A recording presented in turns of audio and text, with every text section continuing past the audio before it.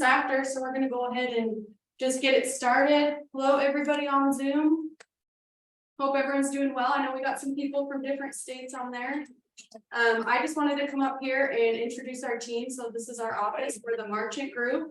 And we also have a larger organization within our EXP group that is in multiple different states. So we've got some people on Zoom from different states, and then people here from Utah, from all different brokerages. We welcome anyone to come to these trainings, and we like to get as many people in here as possible.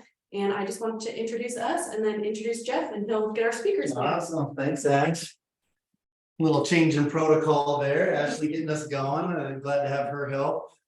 Speaking of which, Charlie, one of our presenters today, is working on getting a PDF sent over to Ashley, which she will send a link to you in the chat. It's kind of a handout. We're here in person. We're going to have like a little kind of a workbook, I guess, to go through for today's training. And so you guys watch for that link in the chat when they get that coordinated, and you'll be able to pull that up on your computer. If you're at home, buy a printer, print it out, you can write on it or whatever, but it's definitely going to be something that'll be a good resource for you. So if for some reason we're not able to get it out, if they give us contact information, we'll email it to them. Absolutely, absolutely. If you didn't hear Steve, we probably did. We'll get it to you afterwards if this doesn't work. Sometimes technology can be a challenge. See, look, they're scheming. They're trying really hard. They're gonna get it. I have faith. Awesome. Thanks for joining us, guys. Primary residential mortgage is one of my favorite lenders. Awesome loan officers over there. We've had Steve Turner in the office before, and now we welcome him back, and he brought one of his partners, Charlie Brown, which I kind of laugh when I say Charlie Brown because it's Charlie Brown, and I hope that's not offensive, but I love Charlie Brown. The old Peanuts gang, right? That's awesome. So they're going to come up here, and this is very relevant today, right? I mean, it's pretty much across the board to some extent. Agents are doing a little bit less production. Loan officers, same thing, right? The volume's not as high as it was. So, Marcia, Marcy, welcome. Good to see you.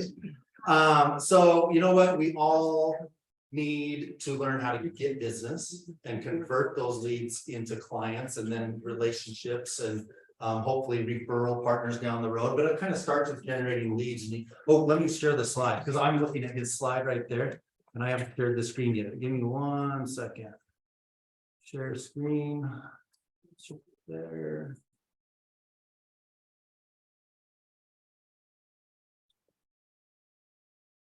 Awesome. Okay, so extreme leads for realtors. What a great topic. I'm going to turn this over to Steve and Charlie. They can come up here, and they've obviously got a slide presentation for you to follow along and take good notes. Say, Q&A interaction is probably good, right? During, or you want to save it till after? We'll see how it goes. We've got a lot of materials. We're going to try to keep it to quite the slide deck, and I'm going to talk fast. Okay, let's do this. If you're able, take a note, write down your questions. If you get this handout, maybe you can write it down on that. But I don't want you to forget your questions because sometimes we move past it. And it's like, oh, I was going to ask a question. Now I can't remember what it was. So write them down. We'll get to some Q&A at the end. Yeah, and if we don't cover it in there, reach out to us. Yep. And we will go in depth. Some of this, we're actually touching on other classes that we do. And so we'll talk a little bit about business planning, but we won't get into business planning. Okay. This is going to be other than the excitement of us presenting. There's the excitement that we're here. Come on. Ashley, is there a QR code for them at the end? Yes. Okay, so when we get to the end of the slide deck, there's going to be a QR code for you to just jump right to their contact information so you can connect with these guys. So come on up, Steve. Here's your clicker. Okay. I think I got that ready. Yep, I do. I'm going to get Charlie the clicker because last time I was a little bit challenged. Charlie, so thanks, guys. You're in charge of the clicker right now. Okay. We'll start with a little bit of an introduction to who we are and why we're doing this. My name is Steve Turner. I'm the primary residential mortgage. I've been a lender now for almost 3 decades, which I started when I was 4. So, and I have done just about every loan type there is out there in some way, shape, or form. I've spent the last 18 years working in the corporate office, being the product go-to guy and the problem solver on a national level. And just within this last year, I've gone back to running a branch. And so I am actively working on all the stuff that we'll be talking about here today. And so with that in mind, Charlie and I make our money doing loans. We don't make our money doing presentations. So if what we're offering is a value, then we welcome referrals. That's the idea, is to build a referral partnership. And so don't be shy if you think you can be giving something of value, to give us some referrals and see if we're as good as we say we are. Awesome. With that one. And from there, I'm going to let Charlie do a little introduction of himself. And welcome, everybody. Really appreciate your patience with our slight technical difficulty, but we got it worked out very quickly. Thanks to Ashley. Appreciate that. As Steve said, we've both been doing mortgages for over a quarter of a century now, which I'm not that old, just look older than I am. But we started in the mortgage business about the same time, back in the 90s. We've both been with primary since the start of this century. Actually, 2023 is when I started. Steve worked, like you said, in product development. I worked a lot in compliance, worked a lot in different areas of the business, doing a lot of different things. So we have a really broad knowledge of not only just loan products, but the mortgage industry. We've got a very close relationship with underwriters, with closers, being able to really help structure files and get them through. Thank you for handing those out too, Ashley. So we're really looking forward to giving this information to you. We're probably going to go pretty quick. Again, write down questions. You're going to have our contact information at the end. You'll be able to get a hold of us. Also, the information that you're just given will have our contact information on it as well. So you can reach out to us at any time. And we're really looking forward to sharing this with you and hope that this is the start of many opportunities we have to get to speak with you. So with that said, I'm going to move on into, also in the front of your book, if you haven't seen it yet, there's a lead assessment form, lead generation assessment, okay? If you would take a look at that lead generation assessment, and if you haven't done that yet recently or this year, make sure you take an opportunity to go through and look at that, because that's what we get our business off of. If we don't have a lead, we don't have a potential closing. Okay, we have to start with leads. And if you quickly fill out that form, it'll give a snapshot of where your current business is at. Okay, our agenda for today is going to be the lead generation assessment. Okay, we want to look at an 8-step sales process. Okay, we're also going to go into a weekly success matrix. We're going to do time management and a marketing calendar, which is critical for our business. We're also going to talk about social media prospecting, which we're all involved in to some degree or another. Some of us less than what we should be and want to be more involved. Money is also in the follow-up. We're going to talk a lot about that. And we're going to talk about prospecting tools that you can use to leverage your time. Okay, so Steve is going to go into this 8-step sales process. Okay, and the first step on it is going to be prospecting. yes, so the question I always ask is, what is your number one job? We're a room full of salespeople, right? And so prospecting, you'll hear it a lot. I might even get excited and say prospecting, because that is the one thing, no matter how much this industry changes, is always going to be there. And as you grow and as you hire people, there's a lot of things you can farm out, but I don't recommend that you farm out prospecting. And the reason being, if you get somebody who's really good at prospecting and bringing in business for you, what are they going to do? Keep it for themselves. They're going to take the start of the show. Okay.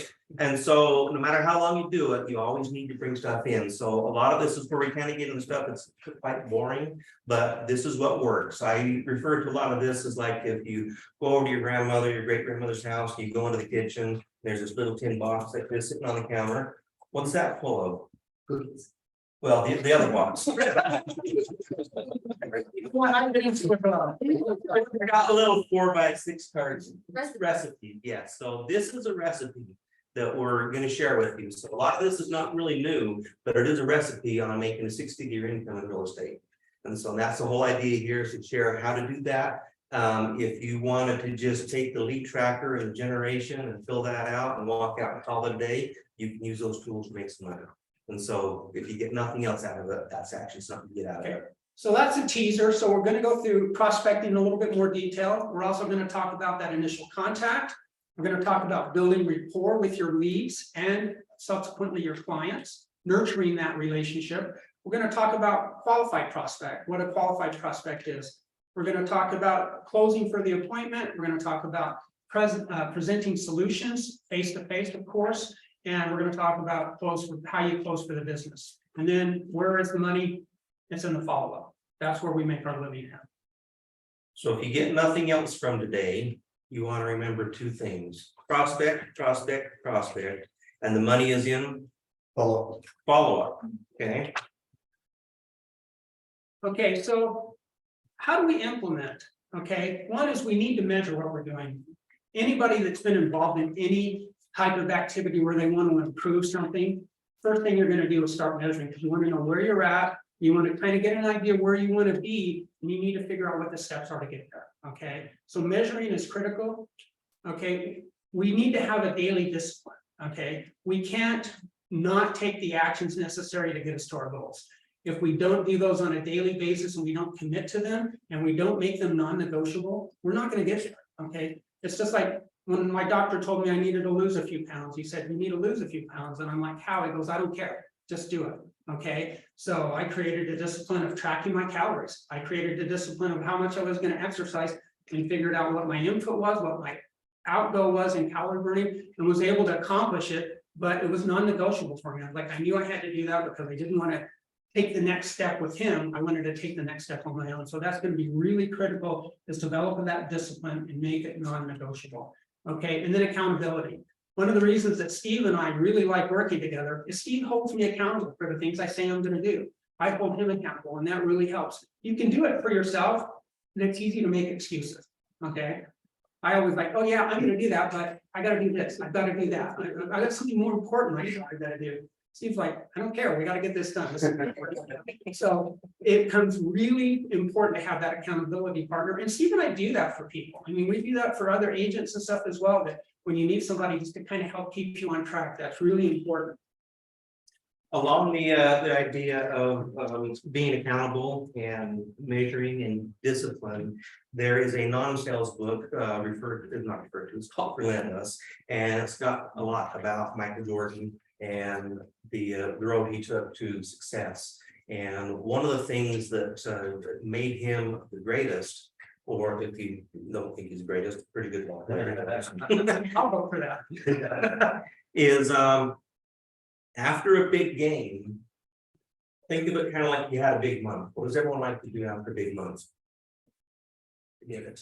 So you take some time off. Are you a prospecting machine after the biggest month you ever had? Or are you just celebrating your success? Okay, most of us are going to want to celebrate our success. Michael Jordan, after a big game, his trainer would come up to him and he would say 5, 6, or 7. What do you think that means?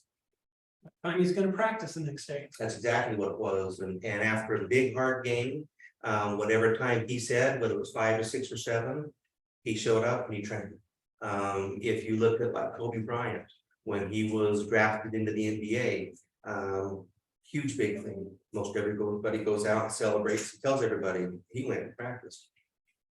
And so with that in mind, your prospecting is one of the things that you need to do. You need to make time for it and not make excuses.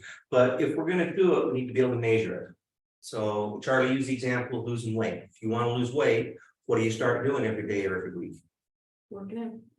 What else do? You want to measure it. Food, yeah, food. Step on the scale. Yeah. That way you know if we're going up, down, staying the same, those types of things. Or if someone wants to get into bodybuilding, you're going to start measuring to see if you're actually getting the results you want. If the goal is to reduce, we start measuring. And so in business, you need to be able to measure stuff to know whether or not it's effective and whether or not it's effective. And that is the main point of these handouts here, is your daily accountability. And so with that, I think we're ready for the next slide. Okay, we talked a little bit already. This is our recipe that was given you right here. You want to do 15 face-to-face or Zoom meetings a week, which is typically about 5 a day, unless you work more days of the week than you want to. You want to do 5 break breads. We all have to eat. We shouldn't eat alone. You should eat with somebody that can refer your business. Okay. And one of the things to keep in mind is when we're deciding what we want to do, we eat with those that we like. We do business with those that we like. This conversation I was having earlier today is, if you're picking a title company, are you picking someone because they're the cheapest, Or are you picking them because you have confidence in what they will do and you know they'll take care of your clients? Are you picking a realtor because they're the cheapest? Or are you picking them because you're confident in their abilities to help you achieve your goals? And so all those things come in mind when you decide who you're going to do business with. So 60 great conversations, that does not mean you talk to 60 people. A great conversation does not mean that.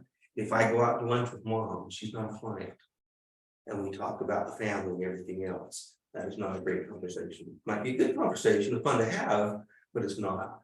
But if I'm going out to lunch and I'm asking for business, or someone is saying, here, there's someone you can help, or they're asking me how I can help them, that's a great conversation.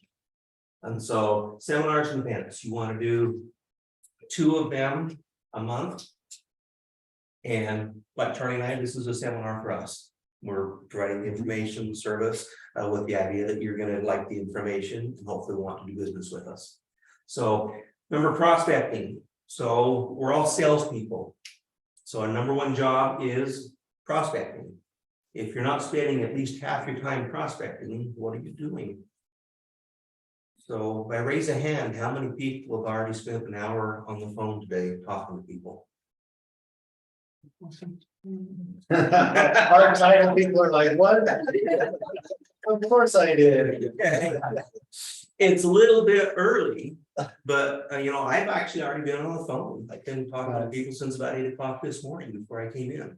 And so if this is the main thing that brings you business, and this is the main thing that'll help you be prosperous, you need to set aside time and make it a priority, make it do it. Handwritten thank you cards. Charlie will probably talk about this more in a little bit, but an old-fashioned handwritten thank you card, if you get one of those, it means a lot more to you than if you just got an email or something else. And so it is worth your time to send 10 thank you cards. 500 videos sounds like a lot. It is a lot. It is doable, but you're not going to be able to do it right out of the gate. And what does that mean, 500 videos? Yeah, is that watching or? Was that? We're going to talk about that in just a little bit. That's a huge number. It is a very huge number. It's about sending I'm them. already at 8 hours, they didn't watch the video. Yeah, it's about how many videos you want to send out, but that doesn't mean you can send 1 video to many. So if you've got 500 contacts. And Oh, so sending out- you're not talking about social media, you're talking Yeah. about a video connection instead of like a text. It message includes or a- social media. We have what we call evergreen videos. We'll talk a little bit more about that in a little bit. That's why I said, yeah, no, if you do the math, you'd be doing nothing but 40 hours a week, spending 5 minutes of video doing that. And so that's why I say you're not going to do it right out of the gate. This is one of those you work into, you work up to, so that in any given week you've sent out that many videos in there. And then the next part is where you get into your business plan. And this is where you basically ask yourself, how much money do I want to make? If you know what that number is, then you go back and say, what's my average commission? And not the big commission, the actual money you take home. Okay, then you figure out how many deals do I need to do to make that income. Then you need to know your lead conversion rate so that you know how many people you have to talk to get that many deals. And it's as simple as that.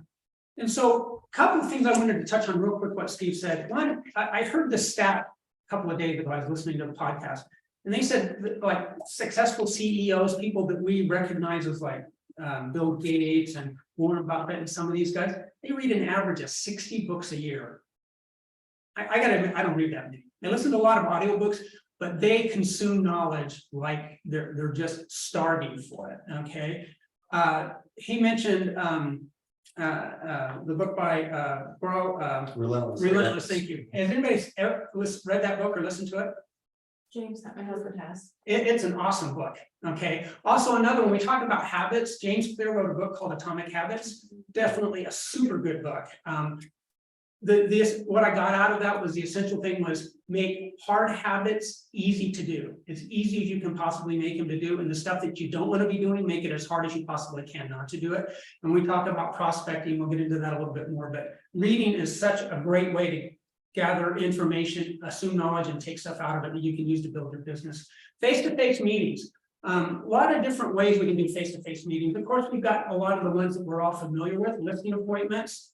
For Steve and I, it's consultations on mortgages, on lending solutions, buyer consultations, top 25 favorite clients. Great way to sit down with them, and people that can refer you business, sit down and have those conversations with them and build that rapport.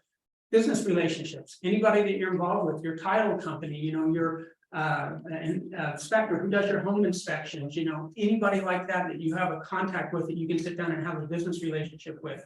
Networking events, of course, go without saying. They're a great way to do it, whether you belong to a specific networking group or you're creating your own networking group out of your business contacts.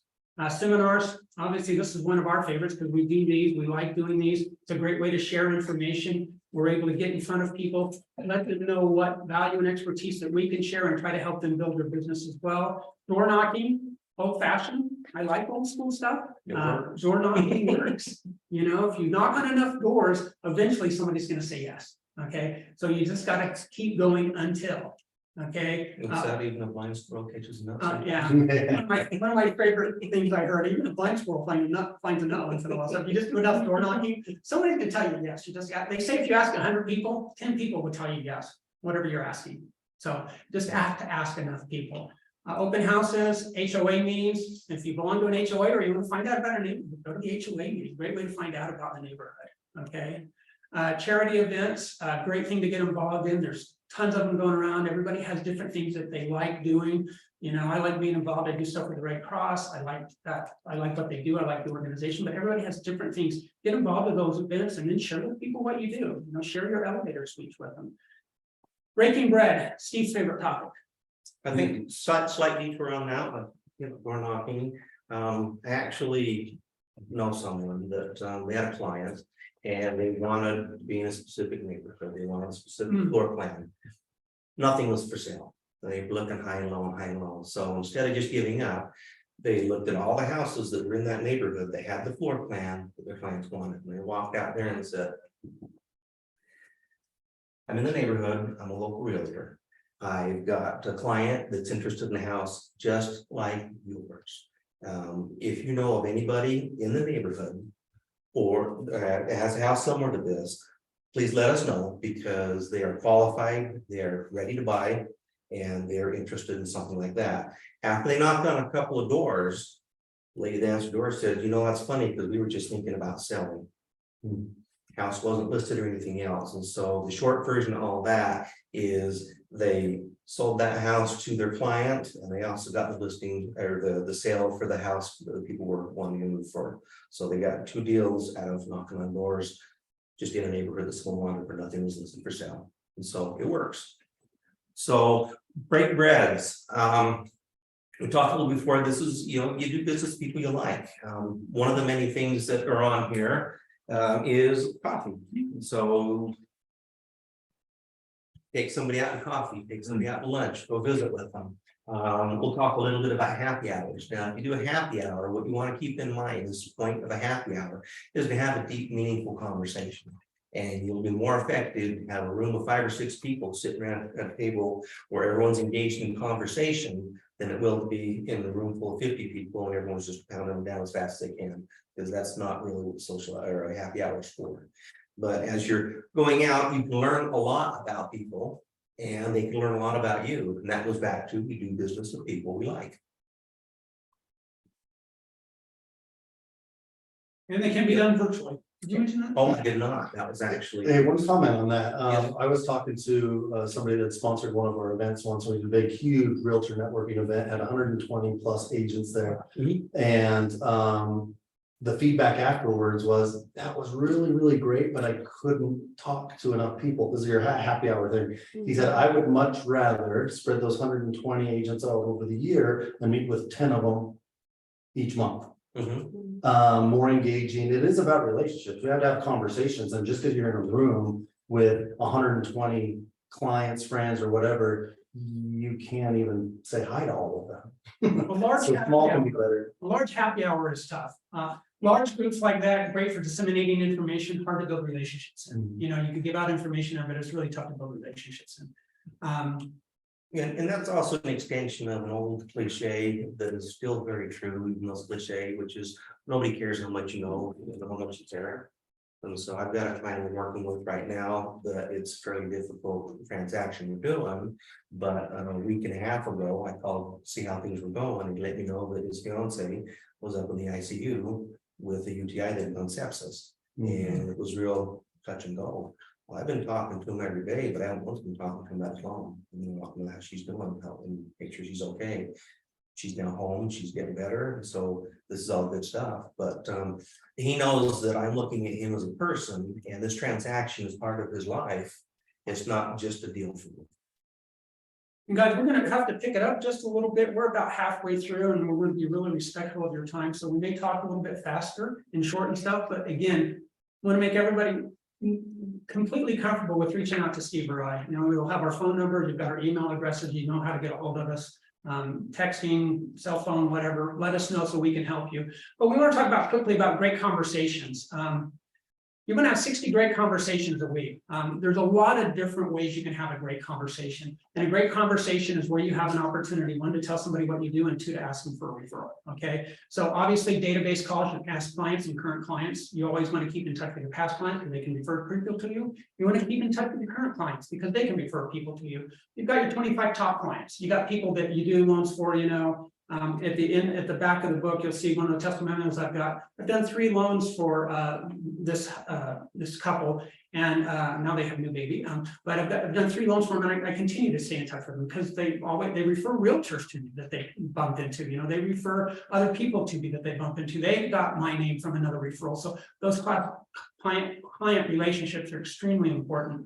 Those are the people that should be your raving fans. Yeah, for sure, and that's what our goal is. Business relationships, obviously anybody that you do any business with, the guys at the tire shop down at Burt Brothers, I see them all the time because I got 5 different vehicles because the kids I have to take in there all the time, always talking to them, always letting them know what I do. Builders, obviously, what are builders supplying us right now that we don't have enough of? Inventory. Inventory is one of our biggest challenges in this market, right? And what do you guys sell? Inventory. Oh, Yeah. Yeah, and it's hard to sell something we don't have. So keep those relationships with your builder, talk to them, be in touch with them, even if they've got their preferred agent that they work with, or they've got in-house agents. It still doesn't help because you never know how those relationships are going to change. Expired listings, a great opportunity to call up and find out what didn't happen on that listing, why their house didn't sell, and show them how you can give them value in that transaction. Okay, because for whatever reason it didn't sell and they've got a pain point there. Obviously, they listed it and they wanted to sell it. Find out what that pain point is and give them a solution, help them solve it. FSBOs for sale by owners. What's the main reason a person would sell a house by themselves? It's cheaper. Want to save money. Yeah. They think they want to save money. You're right. It's usually not. It's perceived value, right? Perceived value for what an agent is going to give them. I am as guilty of this in many ways. I drive my wife crazy, but I try to fix everything in her house until I screw it up. And then I have to call somebody to come fix it. Because my perceived value is, well, that guy's going to charge me this much to do it. And I think I can do it for this much. And then I end up spending twice as much, which sometimes happens on a transaction. Like people get taken advantage of. They don't understand what they need to do to be able to consummate that transaction in a way that's going to be most favorable to them. So it's a value proposition to a for sale by owner. Lead tracker calls, of course, self-explanatory. Open house leads when you're in an open house. Circle call listings. You've got a listing in an area, cut it on a map, draw a circle around it, call everybody in that area, knock on the doors if you have to, put door hangers out there, let them know that you've got a property for sale in their area because they may have somebody that want to move in. People tend to move. It's very interesting to me, this phenomenon that people sometimes tend to move together. They're building a new house and they'll build a house closer to them. I have a good friend that they have a house in St. George. Her brother is building one across the street in a different neighborhood. They're now building one across the street in that same neighborhood. Their house is beautiful. It's a great house, but they want to be in that same neighborhood. I don't quite get that, but it works and it happens all the time. Phone duty at the office. If you get the short straw and you're on phone duty at the office, take advantage of it. Make it productive. Make it realistic for you. Seminars and events. See, I think that's you. Okay.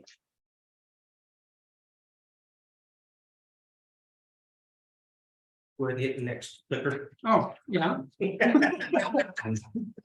And again. Okay, I'm on track. Sorry. So as you're building your network, you should have attorneys, someone specializes in divorce as well as other stuff. You should have CPAs. As a realtor, you typically want to have people that are interested in building wealth and purchasing investment properties after they purchase their initial one.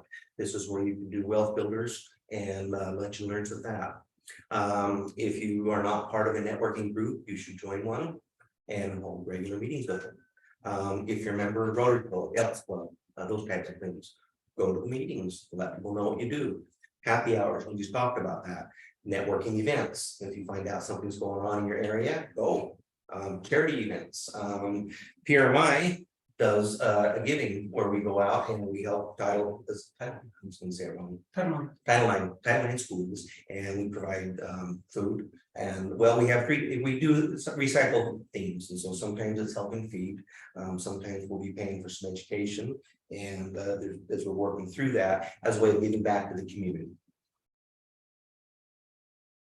Client parties, now a bus tour.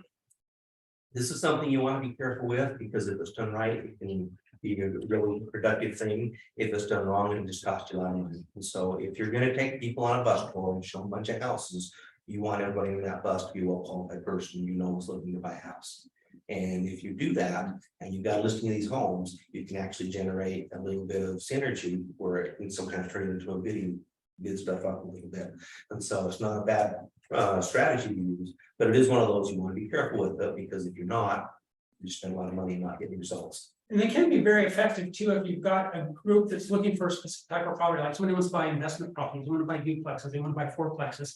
Find those buyers, get them together, take them out, you know, their synergy, you know, will help you build your business with doing that. You know, that's somebody's looking for foreclosures, whatever it happens to be in a specific neighborhood, whatever. Bus tours can be effective. They cost a little bit of money. They take a little bit of work to organize them, but nobody's doing them.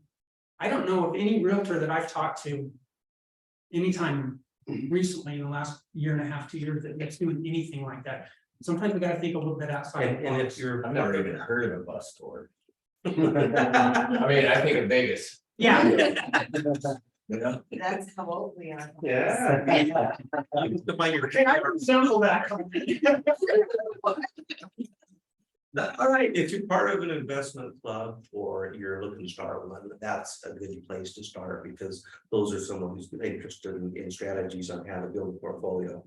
And that would be a better place to start if you want to put together something like a bus tour. Hey, schedule a one-on-one networking event a week, okay? What's a networking event? Could be with, and that doesn't mean you have to organize it. This just means you need to be involved in it, okay? You've got your Chamber of Commerce, you've got State Chamber of Commerce, you've got your trade groups, CPAs, financial planners. You can even expand that to go out to people into trade groups and stuff like that if you can get into them. You can do that. You can also BNI, Business Networking International. Tough with long established networking groups to find one that doesn't have a mortgage lender and doesn't have a real estate agent. It seems like every one of them might ever contact and ever looked into has had one, but you can create your own networking group as well. A mastermind group, you know, you've got like individuals that sit around and talk about specific things that are of interest to them, how they build their business. It doesn't have to be in the exact same industry. A lot of information like we're sharing, Steve and I don't sell real estate, but we have a lot of great information, a lot of experience with our almost 50 years of combined experience that we can share with real estate agents to help them build their business. Book clubs, mentioned books already, reading is a great way, and you find people with similar interests, you know, and they start talking about an investing book. How do I invest in real estate? You guys read that book, you start talking to them. Business luncheons are great, you know, getting people together for, you know, a smaller group, like Devin said, we want to, where you can talk to people and build that relationship and be more intimate in it. And then, of course, HOA meetings, find out about a neighborhood, to find out what's going on there. HOA meetings are a great way to be able to gather that information and get people a little bit more about a specific neighborhood. Just to piggyback a little bit off the mastermind, I was thinking of a conversation we had right before we got started. We've got someone here in this room that I think would qualify as that, that's doing some mentoring. And so I would encourage reaching out. I forgot her name, I'm sorry. Shayna. Reach out to Shayna. She's got some incredible resources and a program she's built and put together that can help a new agent succeed. And so that's an example right there of maximum. And call him. So It's all true. Yeah, and I can't endorse strongly enough, take advantage of other people's experience. You know, we can all learn things on our own, but it's the hard way. If somebody else has already done it, use it for sure. We talked a little bit about your elevator speech, okay? Does everybody know what an elevator speech is? So where your voice slowly goes up or down? Depends on how- Mine tends to stay on the higher end, but yeah, you're gonna be working hard to bring it down as well. I'm gonna put Marcy on the spot. Marcy, what's your elevator speech? Wow, wait a minute. That's it, went up. Right, you get up, you stand up, you look at them face to face, you look them in the eyes and you're like, hi, I'm Marcy. I'm title and escrow officer. I am happy to help you with any questions you have. It's an unknown area in the real estate world. Let me be your phone a friend. I've been in the business for a long time now. I'm duly licensed, and my favorite thing is being that phone a friend, both for the clients, because I'm a guide and interpreter, and for new or existing agents who have questions. If you don't know the answer that your client asks you, let them know that you want to confirm your information. You'll call them right back and text me. And I am happy to answer your questions, even if it's not my deal at that moment. So yeah, let me be your phone a friend and let me teach you about title and escrow. Thanks. Awesome. Now let me see if I can. Seconds. Did I do it? You did, you did good. So the idea of an elevator speech is anytime, anywhere, when you meet somebody, that's your 30-second introduction of who you are, what you do, what you offer of value, and letting them know. Now it's a way of, sometimes I call it the 3 foot rule, which is anybody with a 3 feet rule is probably gonna hear about what I do. So- It's either that or it's the metro, one of the two. Different conversation now. All right. Steve's also gonna, actually, that was part of mine, but I'm gonna let Steve take the 21 hours of prospecting, because he harps on this continually. So, go for it, Steve. Okay, I'm gonna hit this first part real fast because we burned up a lot of time on it. The short version is, you want to spend most of your time doing the things that's gonna bring you money. We're gonna hit scheduling really heavy here in a little bit. The biggest thing with scheduling is your power hour. Your power hour is the time that you set aside. This is when I make calls. This is when I reach out and do those kinds of things. And the other thing is you gotta measure it, so you gotta track it. And so that's where in the back of your handout, you should have a lead tracker in here. So if you're not using, mine seems to be gone, so I'm gonna go from memory. If you don't have a CRM that does it for you. Right? This is the old fashioned, old school, it still works, but in today's day and age, I highly encourage using a CRM. Which specific CRM is less important than actually using a CRM. You can spend anywhere from maybe $100 a month to thousands of dollars a month on it. And so the biggest key is to develop one and use it, because that's what you can use for your drip campaigns. But this is the recipe we had at the beginning. This is all this really is that recipe. This is your recipe card. This is you pull out a little box out of the tin right here. And so when you're making your calls, you write down when you had your face-to-face. And so at the end of the week, you know whether you hit 15 or not. You write down who you did your break breads with. So at the end of the week, you know whether you hit your goal or not. You write down your great phone calls, your leads, and everything as they go, you're tracking them, so that you know what you've actually done. Because the question is often asked, what's your conversion ratio? And if someone tells me 95%, I'm kind of gonna go because it's not. We might think it is, but it's truly not.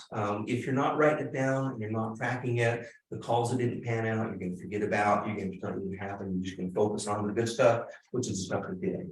And Charlie, is this in your handout on that link? This is, Yes, I'm Yes. letting them know. and we can email these out as well. Check out the chat box too, you guys on Zoom. There should be a link to this. Yeah, there's several. Yes. Several. For those that have a handout, it's in the very back in there. And this basically this is one of those things that is really simple. It's also really hard to do because you have to make yourself accountable for it. And this is where if you've got a partner that is going to look at that and they'll say, so how many calls did you get in today? Who did you call? And if you can't name names of who you spoke to, then you're not keeping track of what's going on here, which is the whole purpose of the lead tracker here. You're going to write down who you spoke, you're going to write down where they came from, you're going to write down the result of the call, and you're going to write down how many times you contacted them, because the money is in Follow. Okay.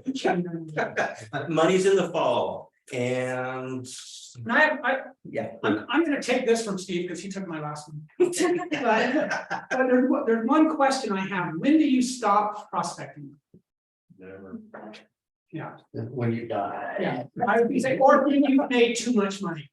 Okay, I can't make any more money. I've got way too much. I don't know what to do with it. I can't spend it all. My wife can spend it all, but I can't spend it all. I'm done. Okay, you never stop. We always want to be prospecting. And you know what? If you've made all your calls, make more. If you've got time, if you can fit it in and cram it in, that is the #1 priority. And that is a discipline that we all have to be honest with ourselves. You can lie to me and Steve, but if you're not doing it and you're not being honest with yourself, you're not reaching your potential. And that's who your competition is, really. Your competition is not everybody else that's out there. Your competition is what you're doing against what you're capable of doing. Okay, thank you cards is one of my favorite things. With the name Charlie Brown, believe it or not, there are actually peanut thank you cards out there. All the lightest, okay? And so I have a stack of them like this high, and I send them out every chance I get. I send them to people just because I like writing them. They're fun, you know, and people love getting them. I've gotten so many texts and emails and phone calls and hugs and thank yous and everything because I sent somebody just a quick thank you card. In the office, I send them to people for the stuff they do.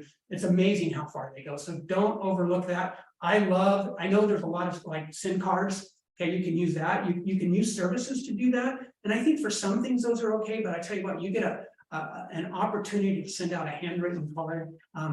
Steve had mentioned this, a client he has that the wife was in the hospital. You know what? Great opportunity to send a get well card, handwritten get well card.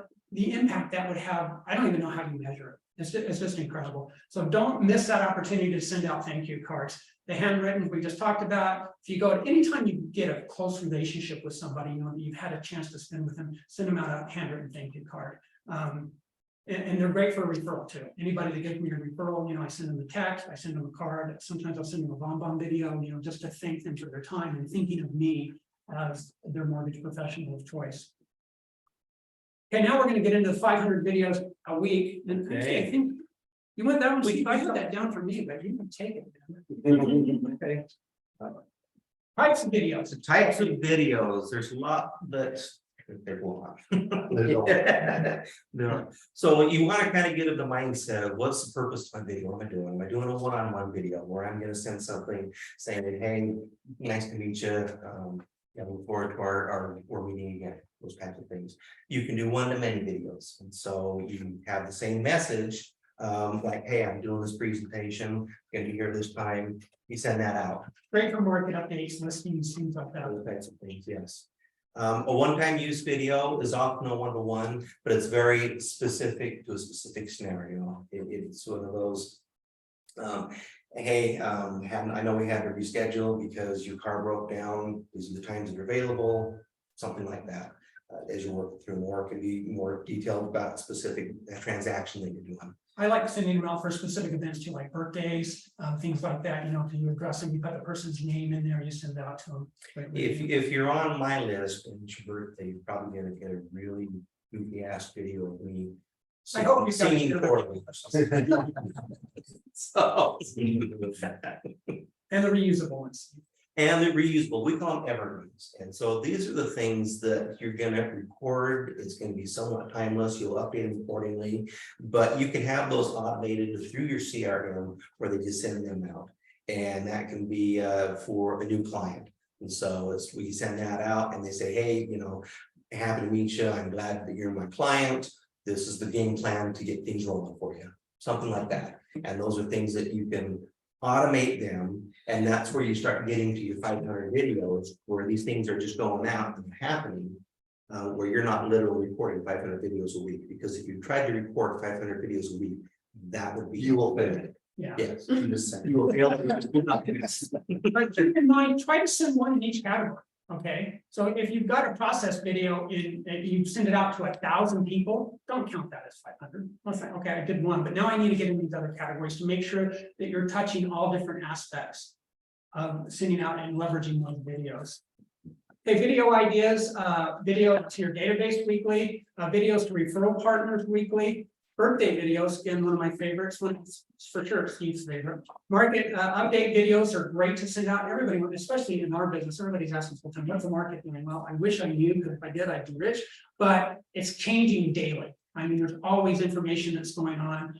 It updates, program updates and stuff like that. We'll send those out because there's new stuff that's happening, you know, changes in guidelines, new down payment assistance programs and stuff coming out. Those are great to send out. Some stuff that's available to people in the market. Property listing videos, of course, we talked about that. Process videos, the evergreen videos, you know, hey, this is what's happening next step in the process. It doesn't have to be individualized. That can be an evergreen video. Live streaming Q&A type videos are great. Steve and I have talked, and we're going to probably do this in one of our subsequent ones. A lot of questions about underwriting, you know, so we're going to have an underwriter come and do a kind of a same sort of an idea, have an underwriter here that you can ask questions about. Think about, how does this work? How does this work? How does this work? Appraisals, we do the same thing. Have some appraisers that we work with that can come talk about appraisals and what to look at and expect from an appraiser, so that you get their viewpoint on it, because it's different. Knowledge is key, and knowing what headaches to potentially look for, and you can fix them before they're a headache, then it becomes a non-issue. If you ignore it and then it blows up because you're going 100 miles an hour and the bridge is out, you get to deal with that as you're working through there. And along with the Q&A and the Ask an Underwriter, Charlie and I have got some awesome folks that agreed to help us do that. One of them is our vice president of underwriting, and we're a national company, and so they've seen it, they've done it, they sign off on it. And the other are regional underwriting managers throughout there. And so the idea is they are, you know, willing to set aside some of their time to be able to answer really high level questions or nitty gritty stuff.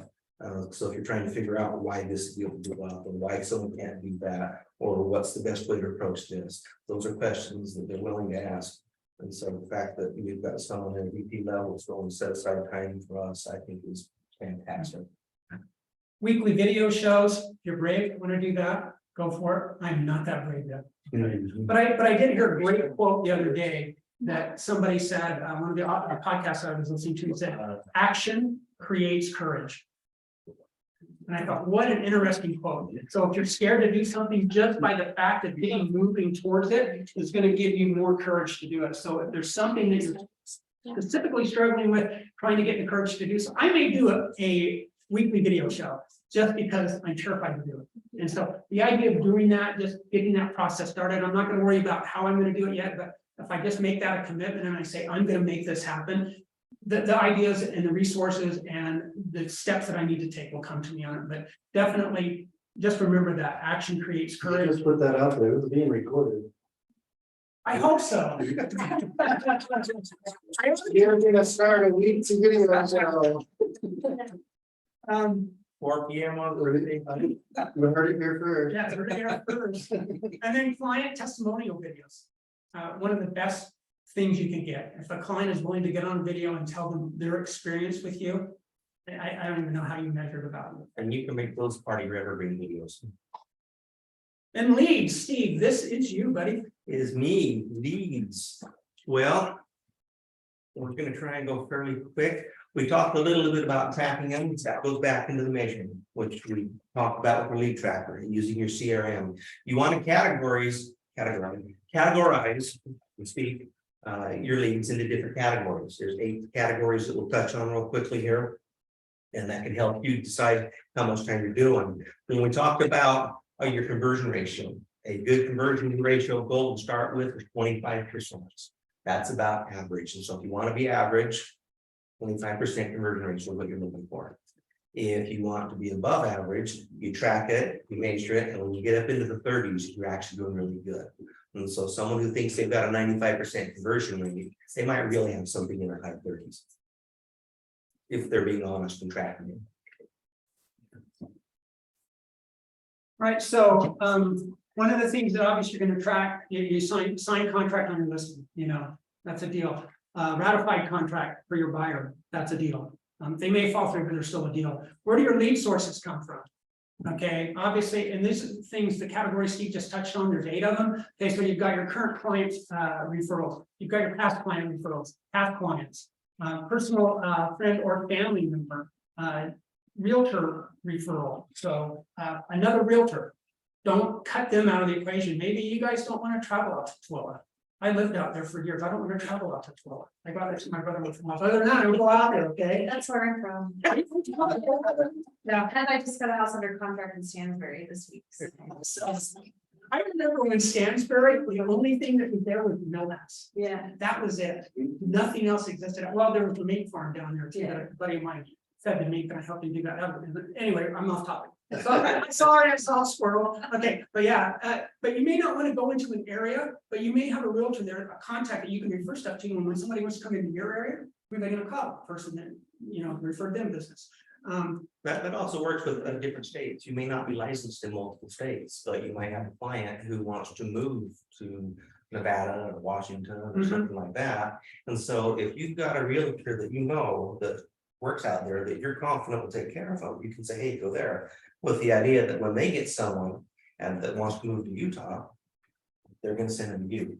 And that's where you expand your network and you think out of line. So stop thinking this is my competition. Start thinking, how do we help each other? Even if you don't know somebody in that area, find one. Right. You be the one to call and ask what questions to ask, right? To find a good match for their client. They don't even know where to start. So if you give them 2 or 3 names, and you whittled that down to that, and then they just call 2 or 3 people and align with one of them, then you get to kind of stay in that transaction, even though they're moving to Nebraska. Also, sorry, can I add to that? So right now what I'm seeing, which is very, very like a big problem because it's happened 3 times just this week. I would stick with the face-to-face phone call prospecting for other agents in other states or other areas, because I've had people on social media message me and they're total fake accounts. Like, let me send you clients, blah, blah, blah. And then they want you to do some crazy link through something or other. Friends from Dubai. No, their page looks like they're a realtor and they're normal people, but like if you want to actually have a phone call with this person, because it's an issue right now. Yeah, I one of the things that I've been involved with are primarily cybersecurity, and I tell you, especially now with AI coming out, you cannot be too careful. Yeah. I mean, it is crazy the stuff that people are able to do right now that you can't tell. I mean, I don't know if anybody's been involved where they've done a deep fake, where they take a voice or a video of somebody and make it look like them, sound like them, and it is so hard to tell the difference. But totally different topic. We can certainly do a training on that because we've got a ton of experience with it, but you have to be so careful with that. So, doing that, like you get the message, I get them all the time too, but if you give them a call that gets a voice contact and builds that relationship stronger, and they recognize you better. I had a guy from California, he hit me up out of the blue. I thought it was a scam. And I'm like, all right, I'll entertain it. And I had a voice conversation over the phone and I ended up with Gil. that's awesome. Yeah. It was the shittiest deal I've ever had, but My dad used to always tell me, he said, trust but verify. My dad trusted everybody, but he would verify everything, just because you just don't know. Anyway, way off topic with that, but great point, you have to be careful, okay? Advertisements, we all know we can put up billboards, we can get on TV, we can do radio ads. And you can get stuff from, the newspaper, if anybody still gets print newspaper, all of those are available, but most of them aren't super productive, but it is a way to do it, And then a business partner referral, I really enjoy those. I like working with businesses and I like talking to them, getting to know them, getting to know their business. And then obviously you building that relationship when they think of somebody that needs a mortgage, hopefully they're thinking of me. And along with referrals, this little bit of a squirrel moment for me, that was something Judge talked with. This has been uncommon. It's actually really common, Steve. When you're referring somebody, if I've got a client that comes to me, they're qualified, they're ready to go.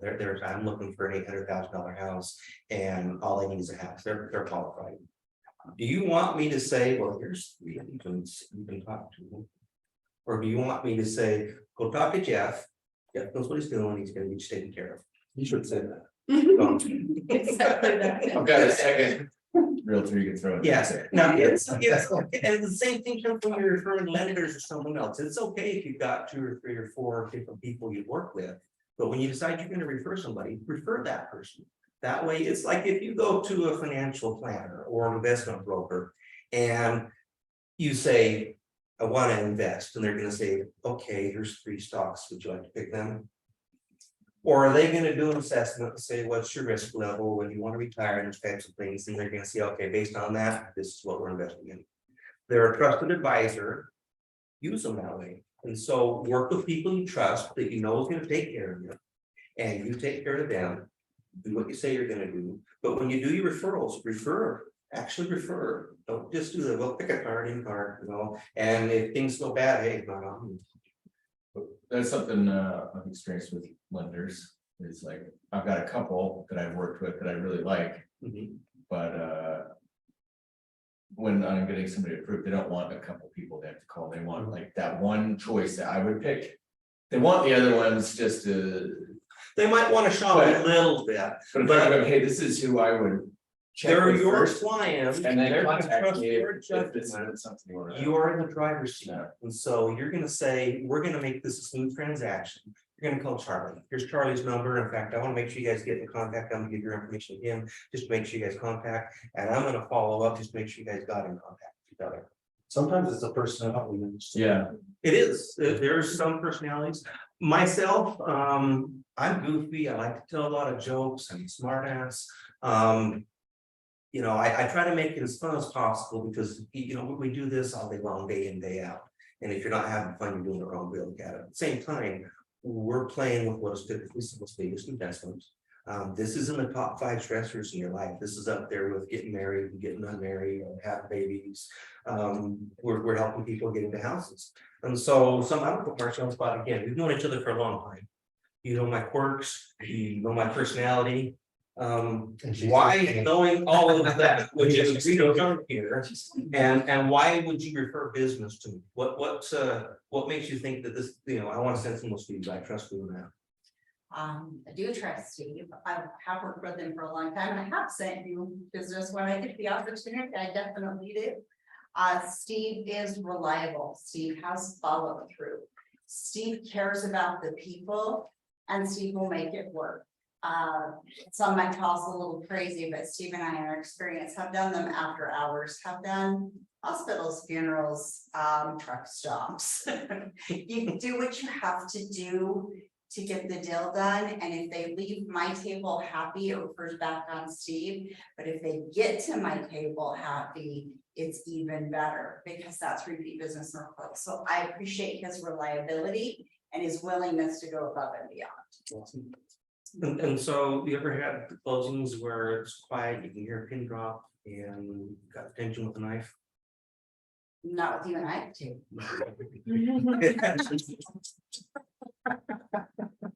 Because I have. Have we ever had kids coloring color books in the background, and people telling jokes while we're signing? Mhm. Absolutely. That's more my style. So I love kids, love families, I love the interaction, I love seeing people get into the first home. I love the excitement of watching someone go from a small home to a big home, those kinds of things. And so that's where I come from when I'm doing those kinds of things. You know, I think that obviously that's why we're in the relationships. We value them, we enjoy them, we like to participate in them. And I think Steve and I both, you know, we're willing to do more for somebody else than we do for ourselves to try to help them get something done. You go on above and beyond, making sure that that transaction, one, it works for them, that it happens as smoothly, and we can make that process an enjoyable process as much as possible. Because it's tough. Get a mortgage is tough. I'm getting way off track and we gotta stop, but we adopted 2 girls. That process is harder than getting a mortgage. I'll tell you, if anybody's ever done that, it was crazy. We adopted them from China, and it was just, it was unbelievable what they put us through to do that. And after that, I thought, you know what, mortgage process is really not that bad. But very interesting experience, but really we love doing that. That's what we love doing, helping people, you know, and getting them into the home that they want, that they enjoy, that they can afford, and making sure that that's a great experience for them. Lead tracker form, we're not gonna spend any time on this because we're top of the hour, but that's, you know, we have questions on it, you can let us know. It's super self-explanatory, again, very old school. If you don't have a CRM, use something, and you're more than welcome to use this. We can send you copies of it if you want to print it, you can photocopy it, you've got it. I'm gonna go out of the lead tracker. And now we're into set goals. Anybody not know how to set goals? Does anybody set goals they don't get to? Why is that? Oh, you mean like don't, Yeah, why do we set a goal? And I'm guilty, so I'm not pointing fingers here. Why do we set a goal that we don't get to? they don't focus on it. We stop teaching, right? Who was it? Who was the basketball coach that said we never lost a game, we just ran out of time? Well, Vince Lombardi said that about football, I think. We never lost a game, we just ran out of time. Okay, I tried using that with my wife. I've never not made a goal, I just ran out of time. It's like, yes. But yeah, we've got to stay focused, okay? We've got to set a goal, we've got to be committed to it, we've got to make, especially these critical things like prospecting, non-negotiable. We talked about the hot leads, circling the hot leads, making sure those people that are ready to buy, that are looking, that are motivated. Don't ever let them not get your full attention. Make sure they've always got it 100%, because those are the people that are making money. Those are people that are providing new business. Transactions and listings, rate or pre-fund buyer. This is all stuff that goes in your lead tracker. Calculate your closings. Anybody doesn't know how to do third grade math? Oh, wait. Because you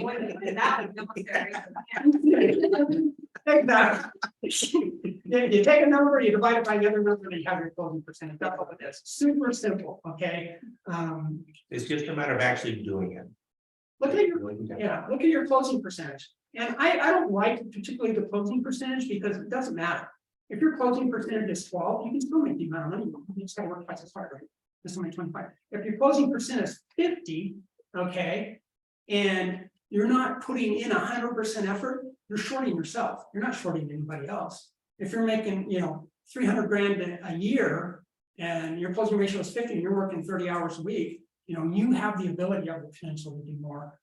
Calculations, here's the third grade math, 48 leads, 15 transactions, you divide that, you get a 0.312, you multiply that by 100, and your closing percentage is 31%. Time management, Steve, go, because you got like 13 seconds. Because I've been showing off how bad I am at it right now. You've been resembling that. Yes, I've been resembling that. So if you've ever attended the Covey workshops or any other time management, it's great. It relates to what we're doing here. I'm not going to go into that much detail because it doesn't need to be that complicated, but at the same time, if you're using that and it works for you, use it, is what it really comes down to. Typically, what I like to do is you block stuff out in about 4 different categories, and you use different colors for your category. But there's 2 most important ones in there for me. One is your power outlet. Schedule your power outlet, and you make sure nothing gets in the way. You don't just run to the store for a quick errand. You don't schedule oil changes. You don't take the dog to the groomer, those types of things. Nothing gets in the way of it. All of that stuff can wait. And if an hour isn't enough, schedule 2 hours. But the other one for me that's important is schedule time for your family. Respect their time. So when you're at work, you're at work. When you're at home, you're at home. And so part of that is also going to be training your clients on when you are and aren't available. If you're getting texts at midnight and 1 in the morning, and you're responding to them, what are you telling your clients? You tell them I don't respect their family plan. But if you let them know, if you text or reach me after, you can decide what time that is. It might be 7 o'clock in the evening, it might be midnight. Just let them know. See, if you reach out to me after that, I will reach out to you tomorrow and tell them, and then do it. So if you say, I will call you by 8 o'clock in the morning, if you text me after 9 o'clock at night, call me. Just make your stuff reasonable, make stuff you can do, so that they know that you're a professional, you are taking care of them, but they'll also respect that you also have a family and time. And so plan stuff, but everything on your calendar, your personal, your work, all of that, and you'll have less conflicts. And so don't keep separate calendars. So this is my work calendar, this is my social calendar. It's all in one place. And typically, if it doesn't get scheduled, it doesn't get done, right? So make sure you block out time to do, especially the critical things that you've got to do, the stuff that's building your business, and make it non-negotiable. I do a half hour every morning, or I look at my schedule and I either revise things, add to them, or take them away, and that's what I'm going to do. And I will say there are 4 things that come hell or high water I'm going to do today. And if clock says it's time to stop and I haven't done one of them, I'm not stopping. But that's one of those, you just keep, you set your time. And that way you can adjust it as you need to go. because life happens, some cars break down, funerals, weddings, those types of things. And so you schedule them and just be honest about what you can do and what you will do. If you're not gonna do it, don't pretend. So schedule all your activities, power hour, we talked about, buyer and tour listing and appointment management, those happy hours, those type of business building events, make sure you get them on there. You can't not put them on your calendar and expect them to happen. You've got to make a commitment, like doing a weekly video show. You got to make a commitment to make sure that it gets. Friday at 5. Mailing dates, if you're mailing stuff out, if your status updates, whatever you're mailing to customers, to your clients, birthday cards, make sure those are on there. Schedule your networking events, client parties, lunch and learns, and this is just a short list. Consumer seminars, open houses, monthly mailings, evidence of success. You want to let your clients know how good you're doing. You know what? And a lot of this is where you can leverage your CRM, Yeah. because this can be part of drip campaign, it goes out automatically for you. In our business, it's okay to toot our own horn. Make sure you know people, how you're helping other people like them in the market, how they're being successful because of what you're doing. Okay, letters from the heart. Let people know when you get those comments and those testimonials from people, let them know, let the database know. Birthday cards, goes without saying, holiday cards, social media prospect. I'm gonna let Steve hit on this real quick, because I suck at it. And I also heard another great quote that says, you suck at something, everybody sucks at something until they get good at it. Steve brought up Michael Jordan. I didn't know this. Michael Jordan didn't make his high school basketball team. Anybody else know that? I had no idea. As a sophomore. Yeah, I think it was a sophomore.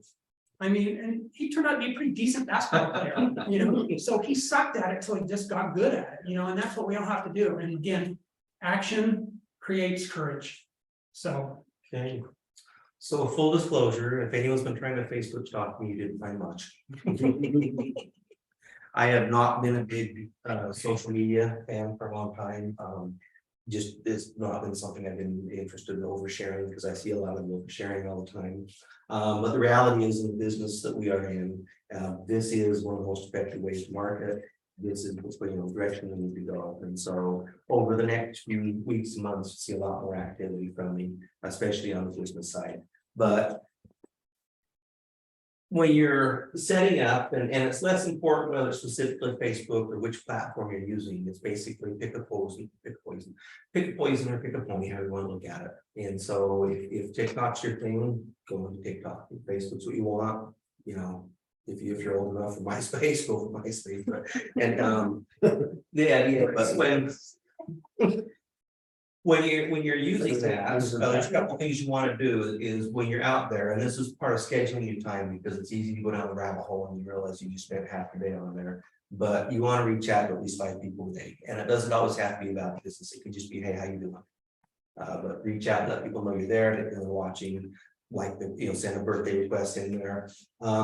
It's a good idea to bring clients and those that you're working with, so they can see what you're going. That's part of getting to know people and how they do stuff.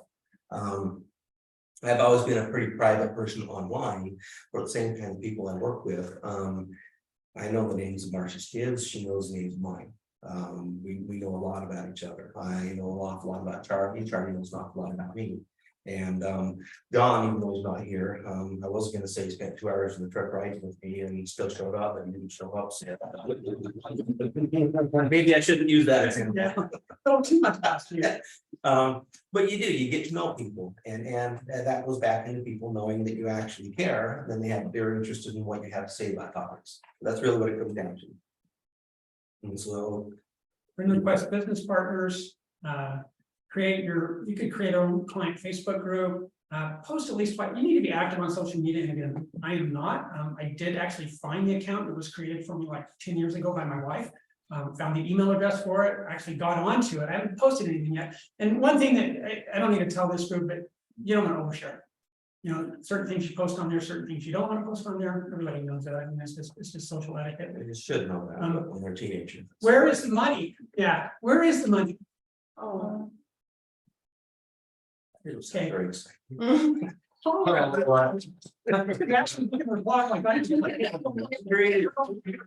gonna go through this really quick. Actually, I'm just gonna skip this slide. And we're gonna go to this slide. This graph shows it better. First attempt, it's a 39% chance that you're gonna get business out of it, okay? Second attempt almost doubles that, almost doubles that. Average person makes one call, a lot of times people don't get a call back. A lot of people stop at 2, most people stop at 4. When should you stop calling somebody?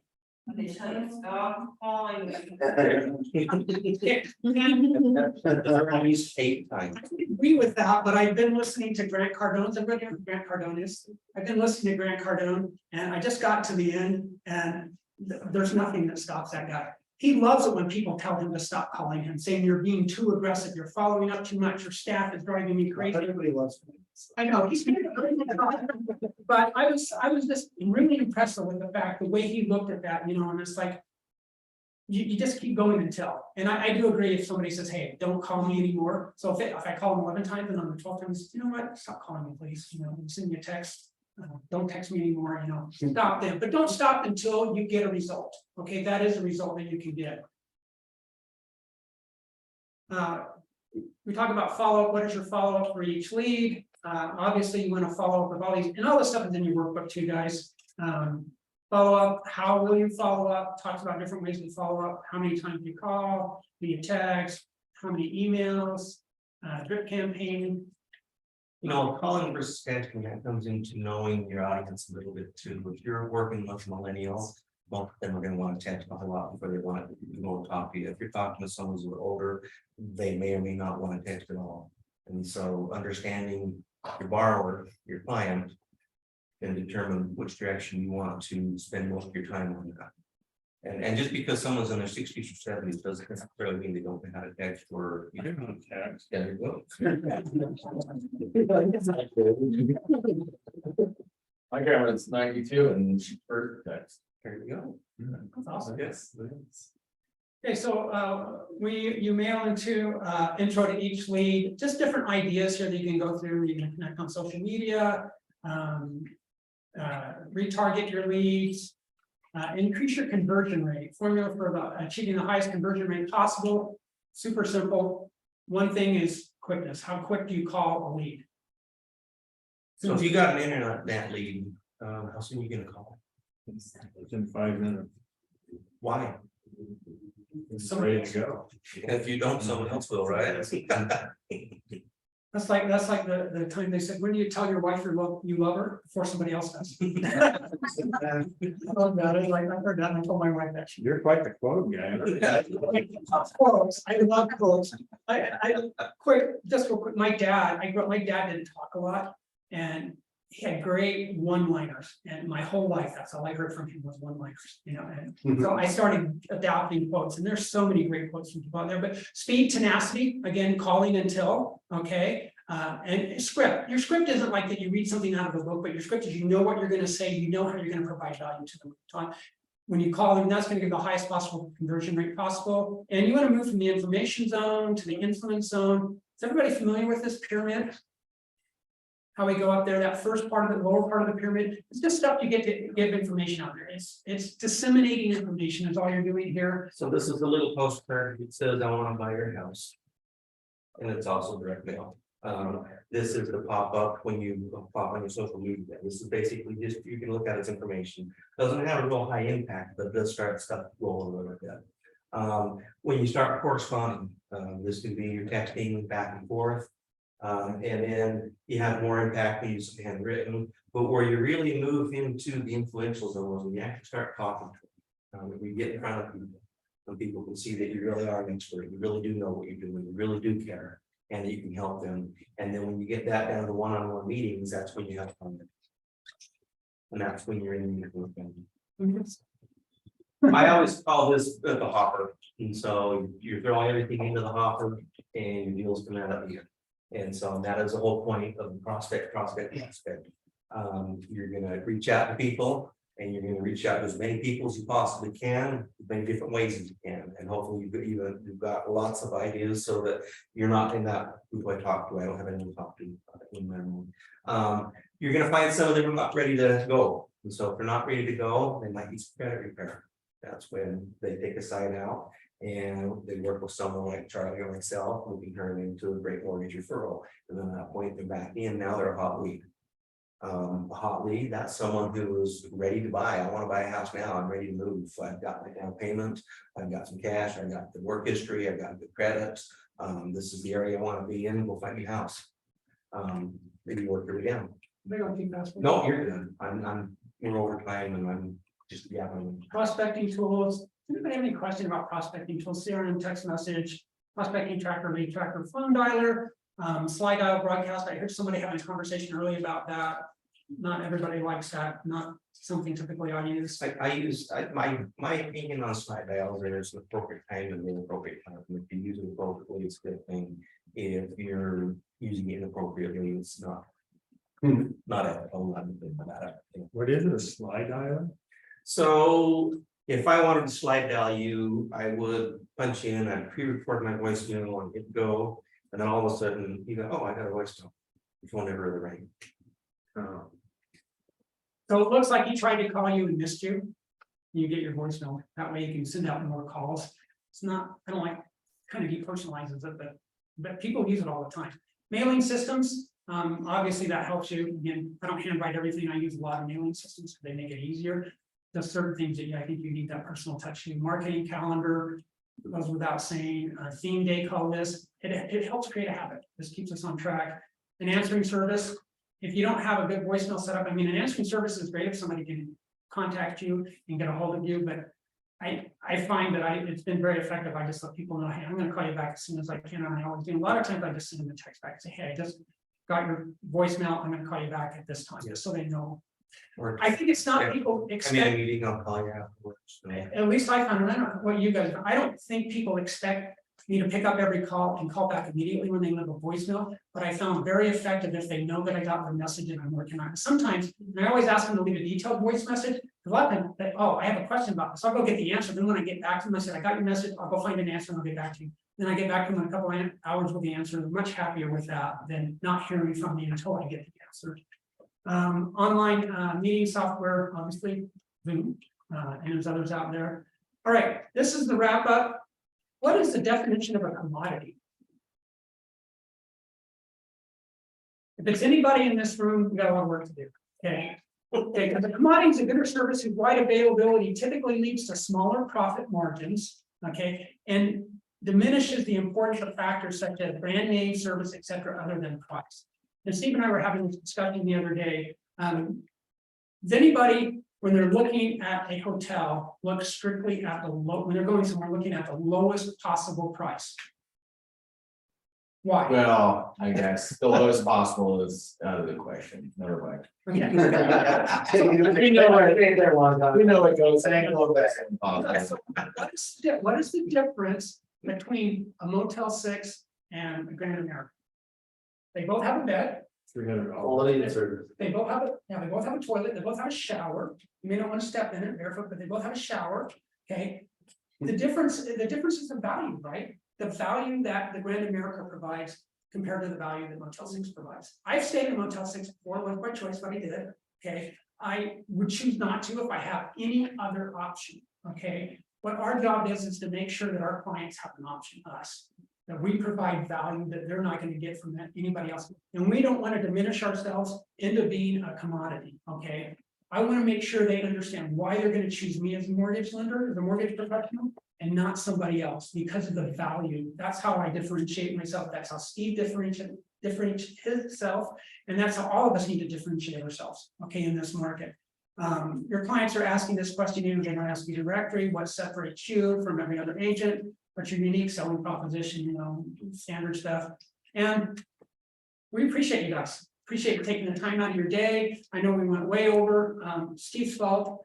And but we really, if you have questions, if there's something we can do, if there's some way we can provide value to you guys and what you're doing, what you're trying to accomplish, we want to do that. And it doesn't necessarily mean just returning us a bill. If you have a question, Steve and I, we do love to share the information we have. We love to share our experience.